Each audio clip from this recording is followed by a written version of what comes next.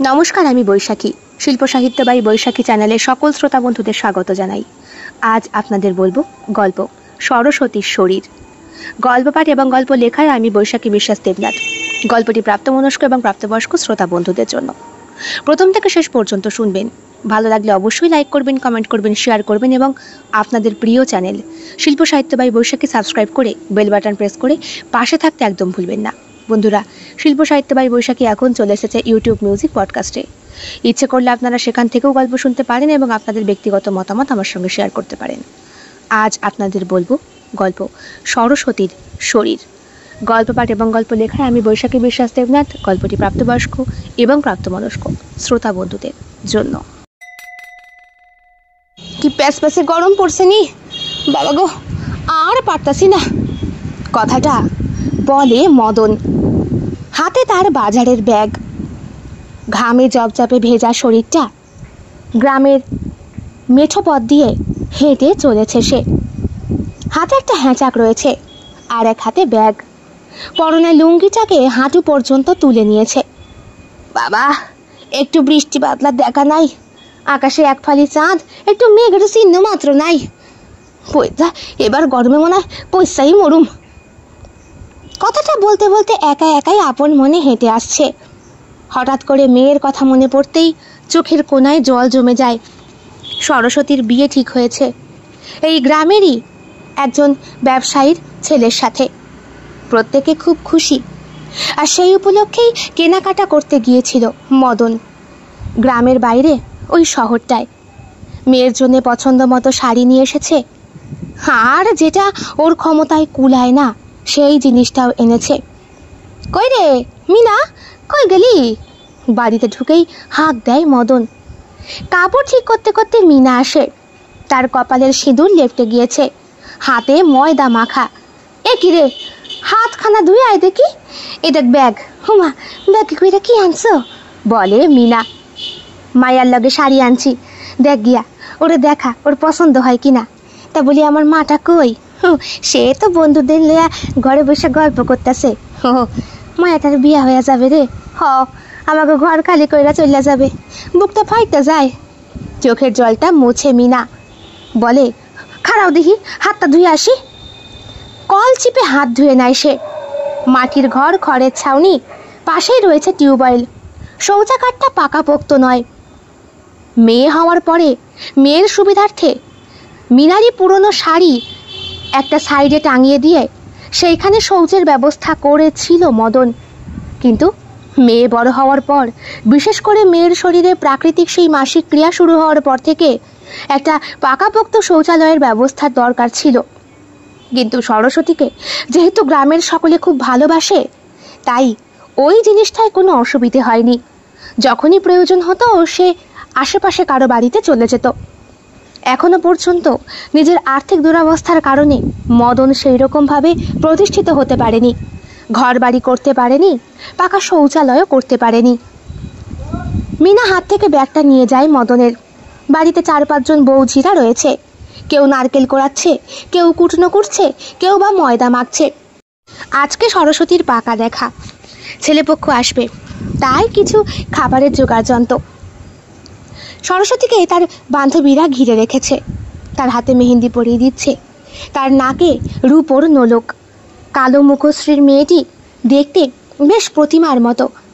কপালের চুলগুলো কুকড়িয়ে কুকড়িয়ে ঘাড়ের পাশে দিয়ে কোমর পর্যন্ত ছড়িয়েছে। পরনে হলুদ কালো ডুরে কাটা শাড়ি, ব্লাউজের রঙও কালো। মোটামুটি চলনসই সরস্বতী যদি গ্রামের হাওয়া থেকে বেরিয়ে শহরে যেত, ওর মুখেও লাগতো কোনো মেকআপের ছোঁয়া, তাহলে ওর সৌন্দর্যটাও পুরুষের কামনা আকাঙ্ক্ষিত হতো। কই রে, এদিকে আয় দেখি, মা ডাকেন।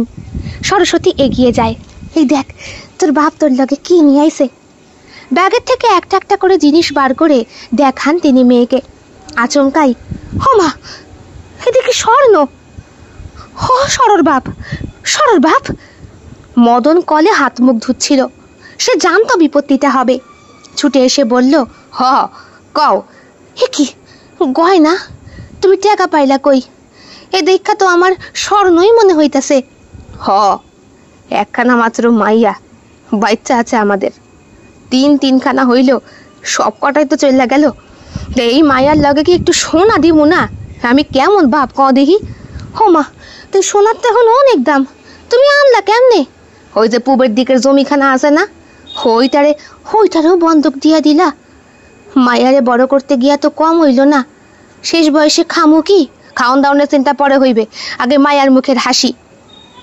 সরস্বতী সোনার গয়না পেয়ে ভীষণ খুশি। বাবার দিকে তাকায়। যবে থেকে বিয়ে ঠিক হয়েছে তবে থেকে তার মুখের হাসি হারিয়ে গিয়েছে। সে একটা দুঃখের বাতাবরণের মধ্যেই থাকতো, কারণ সে জানতো তার বিয়ে হচ্ছে একজন ব্যবসায়ী ছেলের সাথে, আর ব্যবসাদারদের সোনা দানা প্রচুর থাকে। বাড়ির ছোট বউ সে, বড় বউ মেজ বউ এসেছিল স্বর্ণের অলংকার পরে। তার বাপের যেহেতু কিছু নেই, তাই তার দাবিও থাকে না। কিন্তু বাপ যখন এত কষ্ট করে স্বর্ণ নিয়ে এসেছে, তখন তো হেই কোথায় রে, ডাক দেখি। ঘরের মধ্যে একটা আনন্দের বাতাবরণ সৃষ্টি হয়েছিল। হঠাৎ সেটা কোথা দিয়ে যেন কেটে গেল। কোত্থেকে 4-5 জন লোক এসে হাজির, রীতিমতো লেঠেল বাহিনী। মদন হাত মুছতে মুছতে ঘরের বাইরে বেরিয়ে আসে। বেড়ার ঘর, টালির ছাউনি, ছোট্ট একটা রান্নাঘর, আর মাটির দেওয়ালের পাশেই রয়েছে একটা তুলসী মঞ্চ। সেইখানে একটা খুপড়ি মতো ঘর বানিয়ে টেম্পোরারি লোকজনদের থাকার ব্যবস্থা করেছিল মদন। সেইখানেই বসেছিল সরস্বতী। ওকে ডেকে এনেছে ঘরে। বাপকে ডাকছে দেখে সরস্বতী দৌড়িয়ে সেই ঘরের দিকে পালায়। নতুন বউ সে, তাই আর 5 জন গ্রামের মানুষের সামনে তার মুখদর্শন করানোটাও অন্যায়। আগে আমারে বুঝি ডাকতাছেন? হ, তুমি মদনা না? হ্যাঁ, আমি মদনা। এই ধর বেটারে, ধর। হে কি, মারতাছো কেন? চিৎকার করে ওঠে মিনা। 4-5 জন লোক মদনের ওপরে হামলে পড়েছে এবং এলো পাথারি তাকে মারধর করছে। সরস্বতী বেশ খানিকক্ষণ চুপ করে দাঁড়িয়েছিল, কিন্তু বাবার ওপরে হওয়া অত্যাচারকে দেখে সে আর সহ্য করতে পারে না। ছুটে আসে সেই ঘর থেকে এবং জড়িয়ে ধরে বাবাকে। আমার বাপটারে মারতাছো কেন? কি করছে? এতক্ষণ পর সরস্বতী কথা বলে। বাবার আনা স্বর্ণের অলংকার সে গলায় পড়েছিল, কানে দুল ঝুলিয়েছিল, নাকে রূপোর নলকটা খুলে সবে সোনা নলকটা পড়েছে। এমন সময় লোকজনের আগমন। ওই দেখছো, বাড়ি আইসা মায়া মাগিরে পড়াইয়া দিছে। কোল ওইটার গা থেকে, কোল দেখি। মেয়ের গায়ে পরপুরুষের হাত পড়তেই আহত মদন আরো বেশি বেখাপ্পা হয়ে ওঠে। চিৎকার করে ওঠে সে, খবরদার, আমার মায়ের গায়ে একদম হাত দিবা না। সোরের বাপের আবার বড় গলা, বললেন একজন লেঠেল। এই মায়াটারে তুলা নিয়ে যাই। না, আমার সদরে সাইরা দাও দেখি, চিৎকার করে বলে ওঠে মদন। এই মুহূর্তে সরস্বতীকে টেনে হিঁচড়ে নিয়ে যাচ্ছে ওরা। সরস্বতী চিৎকার করছে, মাটিতে তার পা ঘষছে, তার রূপোর পায়ের মলগুলো ছমছম করে বেজে উঠেছে। সরস্বতীর চুলের মুঠি ধরে একটি লেঠেল নিয়ে যাচ্ছে। আরেকজন বলছে, গলাগুলো খুললা নে, সালা দোকান থেকে গয়না নিয়ে পালাইছে।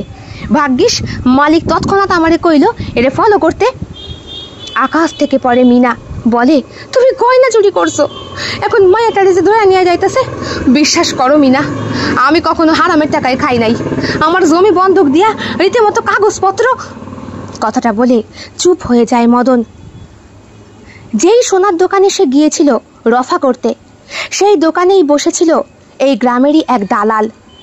সরস্বতীর বিয়ে ঠিক হওয়ার দিন কয়েক আগে দালাল পান চিবোতে চিবোতে এসেছিল। দাঁত বের করে বলেছিল, মদনা, পূব দিকের জমিটা আমায় দে, ওখানে ভালো কাজ হবে। শহর থেকে লোক এনে করাবো, থাকার বন্দোবস্ত তোর করে দেব, তোর মেয়েটার বিয়েরও বন্দোবস্ত হয়ে যাবে। জমিটা আমায় লিখে দে, আমি তোকে কথা দিচ্ছি। আমি তো আপনাদের কইছি কথা, ওই জমি আমি লিখা দিতে পারুম না। ওইটা আমার শেষ সম্বল, আমার মায়ার বিয়ার লগে লাগবে। ওইটা দিয়াই মায়ারে বিয়া দিব। তাছাড়া মায়ার জন্য কিছু স্বর্ণের অলংকারও আমার দরকার। মনে পড়ে মদনের, ওই দালাল ব্যক্তি সোনার দোকানেই বসেছিল। তার মানে দলিলটা যখন এ থেকে ও হাতে যায়, এই দালালি বোধহয় সোনার ব্যবসায়ীকে আরো বেশি অর্থের প্রলোভন দেখিয়ে সেই দলিল নিয়ে মদনকে মারতে আসে। ছি, এত নীচ ওই সামান্য জমিটুকুর জন্য।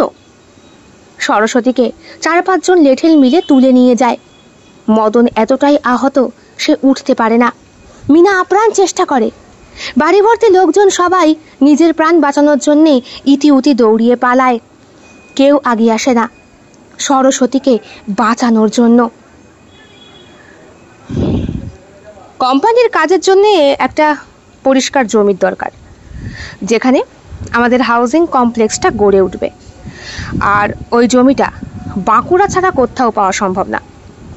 আমি রফিকের সাথে কথা বলেছি, সে বলেছে বন্দোবস্ত করে দেবে। তো বাবা, তুমি এখন কি চাও? আমি এখন চাইছি, তুমি যখন হাওয়া বদল করতেই চাইছো, তখন একটু বাঁকুড়ার দিকে যাও। সেখানে আমার ব্যবসায়ের কাজটাও হবে, আর বুঝতেই পারছো এই বিষয়টাও। কিন্তু প্রজ্ঞার সঙ্গে আমার সম্পর্কটা সেসব পরে হবে খন। প্রজ্ঞা তো হাত থেকে পালিয়ে যাচ্ছে না, পড়াশোনা করছে, করুক। তুমি নিজে আগে প্রতিষ্ঠিত হও, তারপর না হয়। কথাটা বললেন বাবা সৌরভকে। সৌরভ বাবার কথা ঘাড় নেড়ে মেনে নিল। এরপরে সে রওনা দিল সেই বাঁকুড়ার গ্রামে বাবারই জমি দেখাশোনা করার জন্য। বেশ কয়েক বছর আগে বাবা বিভিন্ন জায়গায় জায়গায় জমি কিনে রেখেছিলেন। পরবর্তীকালে নাকি 34-এর ওপরে সেই সব জমির দাম কোটি টাকায় গিয়ে ঠেকবে। বাঁকুড়ার ওই জমিটাও ঠিক তাই। এখানে এখন সরাসরি একটা কমপ্লেক্স গড়ে উঠবে।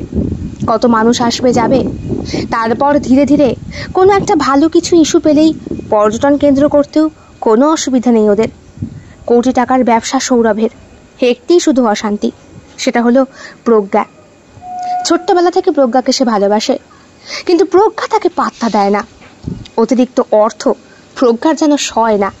প্রজ্ঞার বাবা নিতান্তই একটা সামান্য স্কুল মাস্টার, কত টাকাই বা মাইনে পায়, কিন্তু সেই প্রজ্ঞার সৌন্দর্যে পাগল সৌরভ। বাবা ব্যাপারটা জানার পর থেকে ছেলেকে রীতিমতো শাসন করেছেন, কিন্তু ছেলে বাবার ওপর অভিমান করে খাওয়া দাওয়া ছেড়ে দিয়েছেন। আবার আক্তার বাবুর সৌরভ ছাড়া যে কেউ নেই, তাই ছেলের বায়না রাখতে প্রজ্ঞাকেই সই। কিন্তু উনিও ব্যবসায়ী মানুষ, ব্যবসার চাল চালতে এতটুকু ভুল উনিও করেন না। সৌরভ এসে বসেছে একটা হোটেলে। এইখানেই খবর দেওয়া আছে ওর খুব কাছের বন্ধুকে, কয়েকজনকে সঙ্গে করেই সে নিয়ে যাবে, এমনই একটা ইচ্ছে ছিল। আর সেই ইচ্ছেতে সাড়া দিয়ে বন্ধুরাও রাজি। তা প্রজ্ঞার ব্যাপারটা কি হলো রে? আর বলিস না, কত রকমভাবে পটানোর চেষ্টা করি, কিছুতেই রাজি হয় না। আর তুই ওকে ভালোবাসিস বলেই তো পারিস। আরে বাবা, আমার টাকাই ওর কাছে কাল। ও মানতে চায় না, বলে আমি নাকি ওকে ঠকাবো। ঠিক যেরকম করে আমার বাবা আমার মাকে। আরে দূর, ওইসব বিষয় তো আলাদা। তুই জন্মানোর পরে কি জন্য তোর বাবা তোর মাকে ছেড়েছিল তুইও জানিস না, আমরাও জানি না। তাই বলি কি প্রজ্ঞাকে ছেড়ে দে না। যেখানে যাচ্ছিস সেই গ্রামে অনেক সুন্দরী সুন্দরী মেয়ে পাবি, আমি দরকার হয় তোর সঙ্গে লাইন করিয়ে দেবো। কথাটা বলেছিল পলাশ, হেসে দিয়েছিল সৌরভ। তা তুই যে হোটেলে এসেছিস সেটা জানে নাকি কেউ? আরে না, কাউকে বলিনি, শুধু বাড়ি আসার আগে একবার খবরটা দিয়ে এসেছি। কাকে দিয়ে আসলি? কাকে আবার? শিখাকে। ও ছাড়া তো আবার আমার চলে না। শিখা পলাশের গার্লফ্রেন্ড। কদিনের জন্য যাচ্ছি রে? পলাশ জিজ্ঞেস করে সৌরভকে। সৌরভ বলে, যাই, যে কদিন মন চায়। জমিটাও দেখাশোনা করা হবে, আর তুই আমার জন্য গ্রামের সুন্দরী দেখে দিবি। তবে ভাই, পছন্দ হয়ে গেলে কিন্তু ওখানেই স্টে করব। প্রজ্ঞাকে আর মনেই রাখবো না, যদিও মেয়েটা আমাকে পাত্তাই দেয় না। আর কতদিন ভ্রমণ হয়ে ফুলের পেছনে পেছনে ঘুরবো বলতো? হোটেলের দরজায় টোকা পড়ে। কেঁপে ওঠে সৌরভ, বলে, কি ব্যাপার? আরও কেউ কি আসার কথা? আছে আছে, আসছি। পলাশ দরজাটা খুলে দিতেই সুন্দরী একটি মেয়ের আগমন হয়। তার আপাতমস্তক শরীরটা বিভিন্ন রকম অলংকার দিয়ে সুসজ্জিতা। পরনে লাল টকটকে শাড়ি, ব্লাউজ, গলায় হাতে কানে চকচকে অলংকার। দেখে মনে হচ্ছে যেন হিরে পড়েছে, কিন্তু এ হিরে আসল নয়, নকল, ঠিক এই মেয়েটির মতোই। মেয়েটি আসার পরে সৌরভ বলে, তুই এইসব অর্ডার করেছিস কেন রে? হ্যাঁ রে, দূরে এসেছি, একটু ফুর্তি করবো না? বাড়িতে তো একঘেয়ে নিরামিষাশী প্রাণী হয়ে গিয়েছি, এখানে একটু মাংস খাবো না? এসো সুন্দরী। মেয়েটিকে হাত ধরে ঘরে ডাকে ওরা। বসায় বিছানায়। জিজ্ঞেস করে পলাশ সৌরভকে, তা কে আগে খাতা খুলবে, তুই না আমি? তুই যখন এনেছিস ভাই, তুই খাতা খোল, আমারও সব ইন্টারেস্ট নেই। সৌরভ বাইরে বেরিয়ে যায়, একটা সিগারেট মুখের মধ্যে রেখে। প্রজ্ঞাকে খুব মনে পড়ছে। হাতে ফোনটা বার করে প্রজ্ঞার ছবিটা দেখে। প্রপোজালের কত রকম চেষ্টা সে করলো, কিন্তু প্রজ্ঞা কিছুতেই পাত্তা দেয় না। প্রজ্ঞা ওকে আদৌ কি ভালোবাসে, নাকি একতরফা সব কিছু? পরের দিন সকালবেলা গ্রামের উদ্দেশ্যে ওরা রওনা হয়। গ্রামটার নাম মরা গ্রাম। নাম শুনেই মনের মধ্যে কৌতূহল জাগে পলাশের। আরে, এ অদ্ভুত গ্রামে তোর বাপ জমি কিনে রেখেছে? হ্যাঁ, কি করব বল। কিন্তু গ্রামে পৌঁছেই গ্রামের সৌন্দর্যে মুগ্ধ হয় ওরা। পৌঁছাতে পৌঁছাতে রাত বাড়তে থাকে। ওদের জন্যে একটা ঘর ঠিক করা ছিল, সেখানকার থাকা খাওয়া সব ঠিকঠাক, সুতরাং পৌঁছিয়ে কোনো রকম অসুবিধে হয়নি।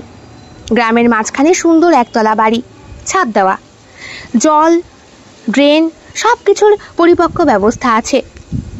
এখানকার যে কাজের লোক, সেও বেশ কথাবার্তা বলে। নাম তার রামু। বেশি খুব একটা বয়স না, এই তো সৌরভের থেকে হয়তো বছর 5-6 বড় হবে। রামু বিবাহিত, বাড়িতে তার দুটি মেয়ে আছে, বউ আছে। পেটের দায়ে কাজ করতে হয়, তাই গ্রামের জমি বাড়ি সব বিক্রি করে দিয়ে সে শহরে চলে গিয়েছিল। স্ত্রী বউকে শহরেই রেখে এসেছে, আর এখন কাজ করছে সৌরভের বাবার হয়ে। যেহেতু সৌরভ একা একা থাকবে, তাই ওকে তাড়াতাড়ি পাঠিয়ে দেওয়া হয়েছে আবার গ্রামে। আর গ্রামে ফিরে আসার দরুন এই ঘরটার সামনেই ছোট্ট একটা ঘরে নিজের বউ মেয়েগুলোকেও এনে রেখেছে সে। কথাটা সৌরভ জানার সঙ্গে সঙ্গেই বলল, বউকে চোখে হারাও? হ্যাঁ, কি করব, একটাই তো, যাও। পলাশ উকিঝুঁকি মেরে ঘরের সামনে ছোট্ট খুপড়িটাকে দেখার চেষ্টা করে। সৌরভ বলে, খবরদার, হোটেলে যা করার করে এসেছিস, এইখানে এসে কারোর সঙ্গে রঙ্গ তামাশা করতে যাস না। এটা গ্রাম, আর এখানে আমার বাবার একটা রেপুটেশন আছে, এটা কিন্তু মাথায় রাখিস। পলাশ বলে, আরে বাবা, গ্রামেই তো আসলি মজা হ্যাঁ। রাতে ঘুমিয়ে পড়ে ওরা। ক্লান্ত শরীর, বিছানা পেলেই ঘুম নেমে আসে সমস্ত চোখ জুড়ে। বিষণ্ণতার মাঝেও হঠাৎ ছেদ পড়ে। ঘুমটা ভেঙে যায় সৌরভের। একটা ঘরের মধ্যেই 2 বন্ধু শুয়ে, দুদিকে 2টো বিছানা, মাথার কাছে খোলা জানালা, সেখান থেকে অনবরত হাওয়া আসছে। মাঝে মাঝে বিদ্যুৎ চমকাচ্ছে। বৃষ্টি আজকে বোধহয় একটু হবে। আচমকা ঘুমটা ভাঙতেই বিদ্যুতের ঝলকানিতে কেঁপে ওঠে সৌরভ। ওর মুখের খুব কাছে এসে পলাশ দাঁড়িয়ে, কি হয়েছে? শোন না, আমার মাথার কাছে না জানলায় কেমন একটা হাসির শব্দ পাচ্ছি, ভয় করছে। শব্দ পাবি না, এই হাসি তো সেই হাসি যে মেয়েটাকে কালকে ফাঁসিয়ে এসেছিস সে। এমন বলিস না রে, মেয়েটা না হেভি ভয় পেয়ে গেছিল, আমিও কেস খেয়ে গেছি। কি করেছিস? তুই দেখলি না, মেয়েটা ঘন্টা খানেকের মধ্যে কাঁদতে কাঁদতে বেরিয়ে গেল। হ্যাঁ, সে তো আমি দেখতেই পেয়েছি। তুই যেই টাইপের ছেলে, তাতে পালিয়ে যাওয়াটাই স্বাভাবিক। হ্যাঁ, এমন কথা বলিস না, তুই একটু আমার কাছে গিয়ে ঘুমোবি? হ্যাঁ, এই ছোটোখাটো সম্ভব? তুই এক কাজ কর, তুই আমার কাছে শুয়ে পড়, যথেষ্ট হাওয়া আসছে, কোনো অসুবিধা হবে না। সৌরভ পলাশকে নিয়ে শুয়ে পড়ে, কিন্তু একটা খসখসে শব্দ সত্যি সত্যিই জানালার পাশে হচ্ছে। জানলার ঠিক পাশেই ওদের ব্যাগগুলো রাখা। এসে ব্যাগপত্র সেখানেই ফেলে রেখেছে। আগামীকাল গোছগাছ করবে, আবার সাইট দেখতেও যেতে হবে। ব্যাগে শব্দ হচ্ছে না। পলাশ বোধহয় ঘুমিয়ে পড়েছিল, তাই সৌরভের কথাটা সে শুনতে পায় না। রাত তখন প্রায় 1:30টার কাছাকাছি। সৌরভ উঠে বসে। হাতের কাছেই টর্চ ছিল, মোবাইলটাও ছিল। মোবাইলের ফ্ল্যাশ লাইটটা অন করে জানলার কাছে গিয়ে ধরতেই দেখে ওদের ব্যাগগুলো এলোমেলোভাবে পড়ে। আরে, কাকে যে সঙ্গে করে নিয়ে এসেছি, একটু যদি গোছগাছ করতো ছেলেটা। কথাটা বলে সৌরভ ব্যাগের ওপরে ব্যাগ রেখে চেনটাকে ভালো করে আটকে দেয়। তারপর গিয়ে আবার শুয়ে পড়ে। পরের দিন সকাল সকাল ঘুম থেকে ওঠে 2 বন্ধু। আজকে যেতে হবে সাইটে, দেখাশোনা করতে হবে। তাছাড়া এই ঘরটাকেও তো পরিষ্কার করে গুছিয়ে রাখতে হবে। কোথায় গেল সে? খুঁজতে থাকে কেয়ারটেকার সেই ছেলেটিকে। কিছুক্ষণ পরে একটি সুন্দরী বউ আসে। গায়ের রংটা বেশ ময়লা, কপালের সিঁথির সিঁদুরটা চওড়া করে পরা, হাতে শাখা পলা, নোংরায় ময়লা হয়ে গিয়েছে। এরপর সেই বউটি বেশ সুন্দর করে হেসে তার পরিষ্কার দাঁত কপাটি বের করে বলে, বাবু, আপনাদের জন্যে ও বাজার করতে গিয়েছে। দেশি মুরগি খাবেন তো, আনতে গিয়েছে। সকালে চায়ের বন্দোবস্ত আমি করে দিচ্ছি। তুমি বুঝি আমি ওনার স্ত্রী? বুঝতে পারে সৌরভ, স্বামীর নাম এরা মুখে আনে না। দুটো বাচ্চাকেও সে খেলা করতে দেখে। একটি বোধহয় বছর 3 আর একটি বছর 1.5 হবে। বউটি খুব সুন্দর চা করে। এই ওঠ, আর কত ঘুমাবি? পলাশকে লাথি মেরে তোলে সৌরভ। ধচমচিয়ে উঠে বসে পলাশ সৌরভকে জড়িয়ে ধরে। হঠাৎ কি হয়েছে? ভয় পাচ্ছিস কেন? না রে ভাই, কালকে শব্দটা কিন্তু হেভি ভয় লাগিয়ে দিয়েছে আমাকে। শব্দ ভাব্দ কিছু জানি না, তবে জানলা দিয়ে মনে হয় কোনো পশু ঢুকেছিল। আমাদের ব্যাগগুলোকে এদিক ওদিক ফেলে রেখে দিয়েছিল। আমি তো উঠে আবার ঠিক করলাম। পলাশ হাঁ করে তাকিয়ে থাকে সৌরভের দিকে। হাঁ করে কি দেখছিস? মুখের ভেতর মশা ঢুকে যাবে। খা, চা খা। এরপরে দুই বন্ধু মিলে ফ্রেশ হয়ে খাওয়া দাওয়া সেরে গ্রাম সাইড ঘুরতে বেরোয়। আর বেরোনোর আগেই দেখতে পায় ওর কেয়ারটেকার দুটো মুরগিকে নিয়ে আসছে। এই যে বাবু, নিয়েছি, দেশি। যাই, বউ আর আমি মিলে রান্না করি। তোমার যখন গ্রামে থাকতে এত ভালো লাগে, তখন বেঁচে পড়তে সব কেন চলে গিয়েছিলে? পেটের দায়। এখানে অনেকেই পেটের দায়ে চলে গিয়েছে।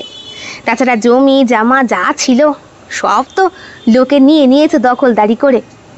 কত কে আছে এখানে মরা জমির ওপরে শুয়ে থাকে। মরা জমির ওপর মানে? হ বাবু, এখানে অনেক আত্মারা আছে, তারা মরে শান্তি পায়নি কো। জোর করে খুন করা হয়েছে তাদের, ওই জমির জন্যই।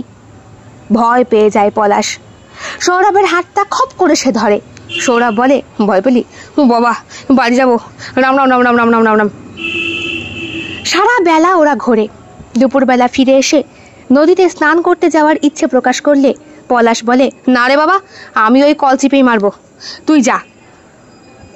বেড়ার ঘরের বদলে সেইখানেই এখন গড়ে উঠেছে একতলা বাড়ি।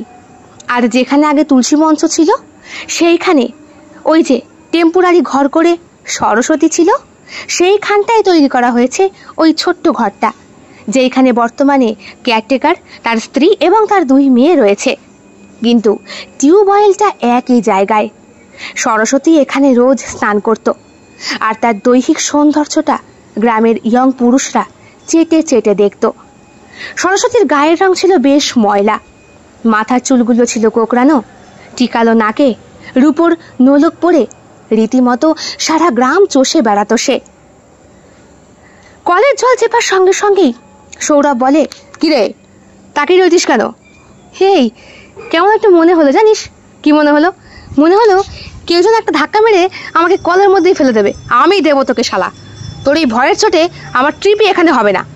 সৌরভ রাগ করে কল ছেড়ে চলে আসতেই পলাশ চিৎকার করে ওঠে। চিৎকার করছিস কেন? কি হয়েছে? ওখানে কেউ একটা আছে। কলের পাড়ে একটা নারকেল গাছ, আর তার পেছন দিকটায় ওই সুন্দর বাঁধানো পুকুরটা। সৌরভ বলল, আমি একটু আগে স্নান করে এলাম, আর তুই দেখতে পাচ্ছিস কেউ আছে? কেউ নেই এখানে।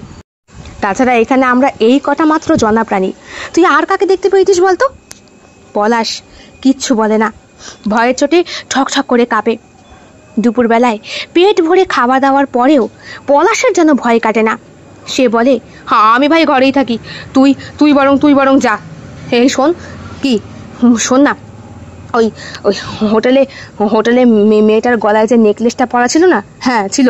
ওই মেয়েটা না নেকলেসটা ভুল করে ফেলে গেছে, আমি না রেখে দিয়েছি। কি? একেই তো একটা বারোয়ারি মেয়ে, তাকে জোর করে আনলি, রেপ করলি, সে চলে গেল, তার গয়নাটা অবধি তাকে ফেরত দিসনি? না রে ভাই, আমার মনে হয়েছে ওটা না হীরের। তা আমার তো কেনার ক্ষমতা হবে না কোনো দিন। ও যখন ভুলে ফেলেই গেছে, তখন না হয় হিরে, হ্যাঁ ওই সোনার মধ্যেই ছোট ছোট হিরে বসানো, অপূর্ব সুন্দর কিন্তু নেকলেসটা, একটু সেকেলে মার্কা, কিন্তু এত দামি জিনিস আমি তো কোশমিন কালেও ভাবতে পারি না। এটা যদি আমার বউয়ের জন্য নিয়ে যাই না, আমাকে এত আদর করবে। ছি, তুই কি রে? কথাটা বলে সৌরভ। কোথায় রেখেছিস? ওই ব্যাগের মধ্যে, মাথার কাছে, ব্যাগের কাছে, ওখানেই আছে। এই বলছি, তোর এই কেয়ারটেকার আবার চুরি করবে না তো? দেখ, তুই একেবারে নীচ হয়ে গিয়েছিস, বুঝলি? জীবনে কয়েকটা টাকার দেখা পেয়ে তুই একদম নীচ হয়ে গিয়েছিস পলাশ। কথাটা বলে বিরক্তি প্রকাশ করে সৌরভ এবং ঘর থেকে বেরিয়ে যায়। একা একাই গোটা গ্রাম ঘুরে বেড়ায়। মরা গ্রামে এক্স্যাক্টলি ওদের জায়গাটা কোথায় সেইটাও দেখে নিয়েছে সে। ফোনে ফোনে যোগাযোগ করেছে বাবার সাথে এবং জানিয়েছে, বাবা হ্যাঁ এখানকার জায়গা মোটামুটি ঠিকই আছে, তুমি চিন্তা করো না। হ্যাঁ না না আমি একা আসিনি, তোমাকে বলতে ভুলে গিয়েছি, পলাশ এসেছে সঙ্গে। কি সত্যি বলছো? আমায় তো করেনি। মনটা খুশি হয়ে যায় সৌরভের। প্রজ্ঞা এসেছিল দেখা করতে ওর সাথে, ওর বাড়িতে। এখন নিজেও কথাটা বিশ্বাস করতে পারছে না সৌরভ। আমাকে কল ব্যাক করি কেন? ও তুমি কি বললে? আমি গ্রামে এসেছি। ঠিক আছে ঠিক আছে বাবা। সাপোর্ট করতে বাধ্য হন বাবা ছেলের এই প্রেমটাকে, না হলে ছেলেই যে হাতছাড়া হয়ে যাবে। শুনুন। কে? পেছন ঘুরে তাকিয়ে দেখে সৌরভ কেয়ারটেকার সাহেবের সেই সুন্দরী বউটি এসে দাঁড়িয়ে। ঘোমটার আড়ালে তার নাকের নলক আর ঠোঁটের হাসি। শরীরের জায়গাগুলো ময়লা হলে কি হবে, তার দাঁত কপাটি বেশ পরিষ্কার। আঁচলটাকে তুলে চোখে চোখ রেখে সৌরভের সে বলে, সন্ধে হয়ে এলো, পুকুর পাড়ে আর দাঁড়িয়ে থাকবেন না, এবার ভেতরে যান। রাতে ভাত খাবেন না রুটি? সে তোমার যা ইচ্ছে করো, আমার সব চলে। পলাশ কোথায়? তাকে তো দেখিনি, সে আপনার সঙ্গে বেরোয়নি। না তো, ও তো ঘরেই ছিল। আমি তো বলতে পারবো না বাবু, আপনি গিয়ে দেখেন। সৌরভ ধচমচিয়ে ঘরের দিকে যায়। দরজা খুলে দেখে পলাশ সেইখানে নেই। এমনকি ব্যাগগুলোও পড়ে রয়েছে ওলট পালট ভাবে। বিছানার ওপরে একটা ছোট্ট চিঠি লেখা, সেখানে স্পষ্ট পলাশ লিখে দিয়ে গেছে, আমি না নেকলেসটা খুঁজে পাচ্ছি না, এই মনে হচ্ছে ওটা হোটেলেই রেখে এসেছি বুঝলি, তুই তোর মতো ফিরে আয়, আমি চললাম। একটা ফোন পর্যন্ত করলো না। ফোনটা বার করে ডায়াল করে সৌরভ, কিন্তু পলাশের ফোনে কিছুতেই ফোন লাগে না। ঘর থেকে বেরিয়ে কেয়ারটেকারকে জিজ্ঞেস করে, এই তুমি পলাশকে দেখেছো? আগে হ্যাঁ বাবু, হন্তদন্ত হয়ে ছুটে গেল, আমি জিজ্ঞেস করতে কোনো সারা শব্দ দিল না। বাহ, কি এমন হলো যে পালিয়ে গেল? আমার ঘরে কি কেউ ঢুকেছিল? না না, আপনারা ছাড়া কে ঢুকবে? তাছাড়া চাবি তো আপনার কাছে আর পলাশবাবুর কাছে ঘরের। ও তাই তো, কথাটা একদম ভুলে গিয়েছিল সৌরভ। রাতে খাওয়া দাওয়া করে, কিন্তু মনটা যেন কেমন করছে পলাশের জন্য। একেই ছেলেটা এত ভীত, তার উপরে গয়না চুরির কেসটা, সেটাকে নাকি সে খুঁজে পায়নি, ওটা নাকি হোটেলেই রেখে এসেছে। মনের একটা আতঙ্কের জন্য সেই হোটেলে আবার ছুট লাগিয়েছে। যদি কোনোভাবে রেপ হয়ে যাওয়া সেই মেয়েটি ওর নামে এসে কেস করে বা জানায় গয়না চুরির ব্যাপারটা, আর কিছু হোক না হোক হোটেলের সিসিটিভি ফুটেজে ওইটা তো স্পষ্ট ছিল। রাত প্রায় 1:30 নাগাদ আবার একটা অস্বস্তিকর খচখচ শব্দে শরীরটা কেঁপে ওঠে সৌরভের। সে আলো জ্বালায় না, তার মাথার কাছে নয়, ঠিক পলাশের বিছানার মাথার কাছে, যেখানে পলাশের ব্যাগটা রাখা ছিল, সেইখানেই ওই খচখচ শব্দটা হচ্ছে। কে? এইবার বলে ওঠে সৌরভ। আর ওই কে শোনার সঙ্গে সঙ্গেই যিনি বা যারা ওইখানে দাঁড়িয়েছিলেন তারা ছুটতে পালাতে গিয়ে কাঁটার ঝোপের ওপরে পড়লেন। পেছন দিকটাতে কাঁটার ঝোপ ছিল না, সৌরভ আজকে রেখেছে। যখন সে গ্রামে ঘুরতে বেরিয়েছিল তখন বাবলা গাছের বেশ কয়েকটা ডাল সে ছিঁড়ে এনে ওইখানে রেখেছে। সন্দেহ হয়েছিল বোধহয় পলাশের আনা সেই হারটা কেউ না কেউ চুরি করেছে, কোনোভাবে হয়তো দেখতে পেয়েছে বা জানতে পেরেছে। তাছাড়া কালকে ফিরে এসে পলাশ তো জানলার ধারে বসে হারটাকে বের করে করে দেখছিল, খুব একটা গুরুত্ব দেয়নি সৌরভ। ভেবেছিল হয়তো পলাশের স্ত্রীর জন্য কিনেছে, কিন্তু ওটা যে একটা চুরি করা হার সেটা তো সৌরভকে পলাশ জানায়নি। কে কে ওখানে? আরও একবার জিজ্ঞাসা করে সৌরভ। কোনো উত্তর পায় না, কিন্তু খসখস শব্দটা রীতিমতো যেন বেড়ে চলেছে। কাঁটার ঝোপ তাকে প্রতিকূলতা সৃষ্টি করতে পারেনি। এইবার হাতের টর্চটা নিয়ে কাঁপা কাঁপা ভাবে এগিয়ে আসে সৌরভ, এবং আসতেই টর্চের আলোটা জানলার ওপরে পড়তেই আতঙ্কে চিৎকার করে ওঠে, আস্তে বাবু আস্তে, চিল্লাইতেছেন কেন? আমি তো আপনাকে কেয়ারটেকারের বউ। হো, তুমি তুমি এখানে এত রাতে কি করছো? আপনার ঘরে চোর ঢুকছিল, তাই দেখতে আইছি। ওই দেখুন পালাইতাছে। পুকুরের পাড় দিয়ে কে যেন দৌড়ে দৌড়ে পালাচ্ছে দেখতে পায় কিন্তু সৌরভ। হালকা আলো আঁধারির মাঝখানে অন্ধকারেও যেন আলোর সন্ধান। তুমি কি করে দেখলে? আমার তো রাতে ঘুম হয় না, বাচ্চাগুলা খুব জ্বালায়, তাই আমি একটু বাথরুমের দিকে গিয়েছিলাম, দেখি জানলার ধারে দাঁড়িয়ে আপনার ব্যাগ হাতাচ্ছে, তখনই এসে ধরেছি। তবে সেই চোরের কিন্তু হাত পা কেটে গিয়েছে। হ্যাঁ, এই যে বাবলা গাছের কাঁটা। ও, তা বলি বাবু, আপনাদের কি কিছু চুরি হয়েছে? চুরি? কেন বলো তো? না, এই গ্রামে কিন্তু চুরির জিনিস আনা মা না। সে আবার কি? আগে হ্যাঁ, এই যে ভিটে বাড়িতে আপনি ধরেছেন, এটা তো আপনার বাপ এসে পরে করেছে। আগে এখানে থাকতো মদন আর মদনের বউ মিনা, আর ওদের একমাত্র মেয়ে সরস্বতী। সরস্বতীর বিয়ে উপলক্ষে মদন পূর্বস্থলীর জমিটাকে বেচে বসতে ওর জন্য গয়না করে নিয়ে আসে। কিন্তু এইখানকার যে দালাল, সে ওর সঙ্গে চোরটামি করে। গয়নার দোকানে দালাল নাকি বসেই ছিল। যখনই মদন জমি বাড়ির দলিল ওই সোনার মালিককে দেয়, ওই দালালটাই মনে হয় কোনো করচুপি করে মদনকে মিথ্যা চুরির অপবাদে ফাঁসায়। মদন তো জমি বিক্রি করে মেয়ের জন্য গয়না নিয়ে এসেছিল, কিন্তু এমন করে ওকে ফাঁসায় তাতে যেন মনে হয় মদন চুরি করে নিয়ে এসেছে। সুন্দর সোনার হার, তার উপরে ছোট ছোট্ট পাথর বসানো, বোধহয় হিরে, বহু মূল্যবান ছিল। সরস্বতীর তো পরের দিন ছিল বিয়ে, আর এই দিন ওর পাকা দেখা আশীর্বাদ। ছেলেপক্ষ আসার আগেই বিপত্তিটা হয়ে গেল। 5-6 জন মিলে ওই গয়না পরা অবস্থাতে সরস্বতীকে তুলে নিয়ে গেল। তারপর আর কি, পূর্বস্থলী জমির কাছে সরস্বতীকে আবিষ্কার করা হলো। ও সারা শরীরে দাগ, সারা শরীরে। পশুগুলো ওরে খুবলে খুবলে খেয়েছে। যন্ত্রণা সহ্য করতে না পেরে মেয়েটা মরে গিয়েছে।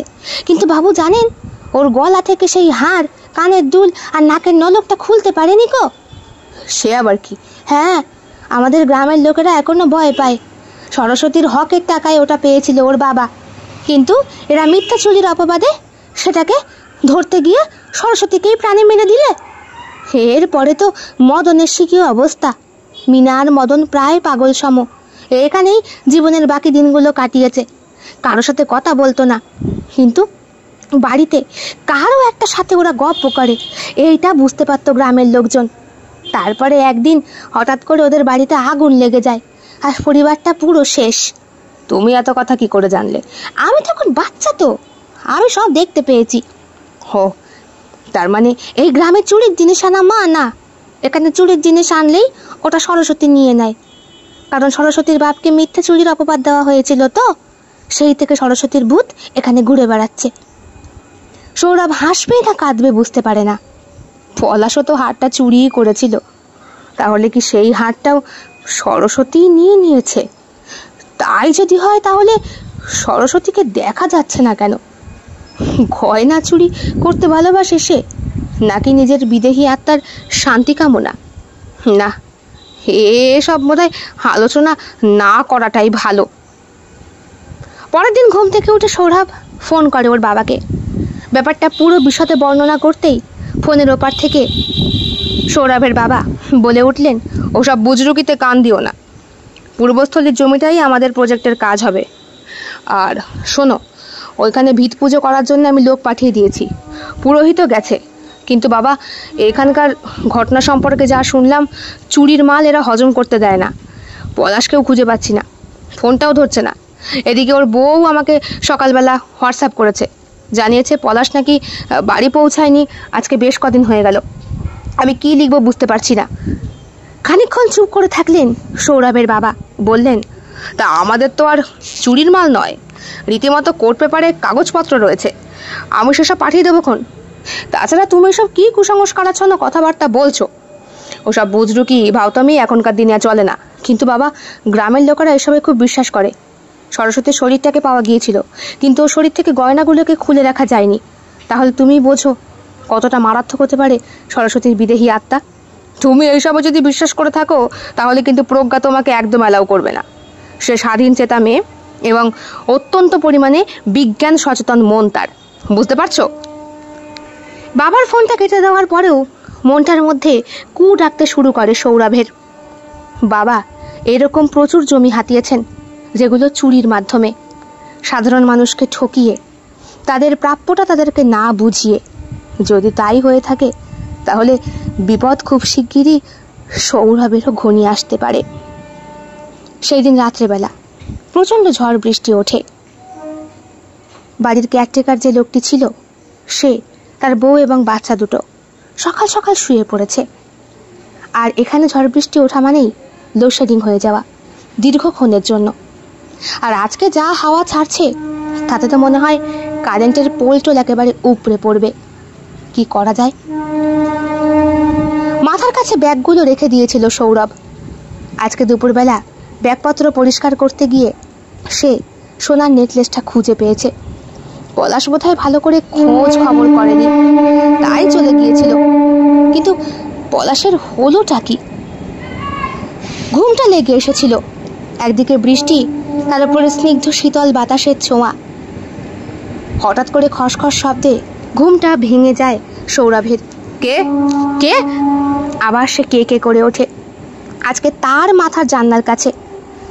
বুঝতে পারে সৌরভ সরস্বতী এসেছে, কিন্তু তাকে আবিষ্কার করবে কি করে? সে তো বিদেহী, তার তো শরীর নেই।